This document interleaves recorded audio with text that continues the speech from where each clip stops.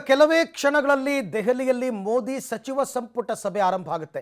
11:30 ವೇಳೆಗೆ ತಮ್ಮ ಕೊನೆಯ ಸಚಿವ ಸಂಪುಟ 2.0 ಸರ್ಕಾರದ ಕೊನೆಯ ಸಚಿವ ಸಂಪುಟವನ್ನು ಅವರು ನಡೆಸ್ತಾರೆ. ಹಲವಾರು ಮಹತ್ವದ ವಿಚಾರಗಳು ಈಗ ಚರ್ಚೆಗೆ ಬರುತ್ತೆ.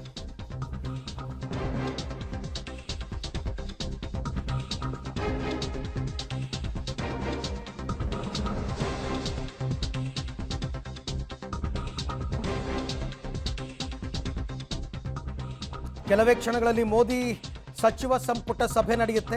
ಸಂಪುಟ ಸಭೆಯಲ್ಲಿ ಮುಂದಿನ ನಿರ್ಧಾರದ ಬಗ್ಗೆ ಚರ್ಚೆ ಕೂಡ ಆಗುತ್ತೆ.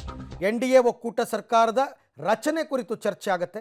ಸರ್ಕಾರವನ್ನು ವಿಸರ್ಜನೆ ಮಾಡಬೇಕಲ್ಲ, ಅಂದರೆ ಪ್ರಧಾನಿ ಮೋದಿ ಅವರು ರಾಜೀನಾಮೆ ಕೊಡಬೇಕು. ಮೊದಲಿಗೆ ರಾಜೀನಾಮೆ, ಈ ಸರ್ಕಾರದ ಅಂತ್ಯವಾಗುತ್ತೆ ಅಂತ ಅಂದ್ಬಿಟ್ಟು ರಾಜೀನಾಮೆ ಕೊಡಬೇಕಾಗುತ್ತೆ.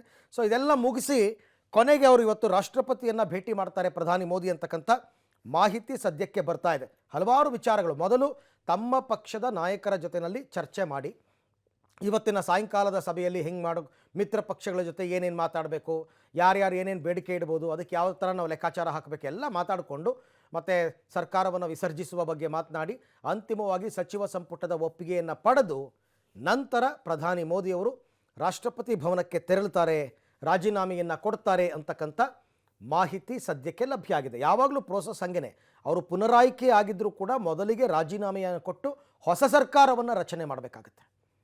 ಅವ್ರಿಗೆ ಮತ್ತೆ ಆಹ್ವಾನ ಕೊಡ್ತಾರೆ. ಯಾಕೆಂದರೆ ಸಿಂಗಲ್ ಲಾರ್ಜೆಸ್ಟ್ ಪಾರ್ಟಿ BJPನೇ ಇರೋದ್ರಿಂದ ಕ್ವೈಟ್ ನ್ಯಾಚುರಲಿ ಅವರು ಪ್ರಧಾನಿ ಮೋದಿ ಅವರಿಗೆ ಸರ್ಕಾರ ರಚನೆಗೆ ಆಹ್ವಾನವನ್ನು ಕೊಟ್ಟೇ ಕೊಡ್ತಾರೆ. NDA ಸಭೆ ಆಗುತ್ತೆ.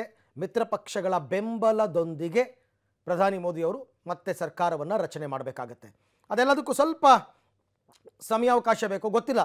ಇವತ್ತಿನ ಸಾಯಂಕಾಲದ NDA ಸಭೆಯಲ್ಲಿ ಯಾವುದೇ ಅಬ್ಜೆಕ್ಷನ್ಸ್ ಯಾರಿಂದನೂ ಏನೂ ಬರಲಿಲ್ಲ ಅಂತಂದರೆ ಅವರು ನಿಗದಿಯಂತೆ 9ನೇ ತಾರೀಕು ಅಂತ ಏನೋ ಹೇಳ್ತಾ ಇದ್ರು. 9ನೇ ತಾರೀಕಿಗೆ ಅವರು ಪ್ರಮಾಣ ವಚನ ಸ್ವೀಕಾರ ಮಾಡ್ಬೋದು.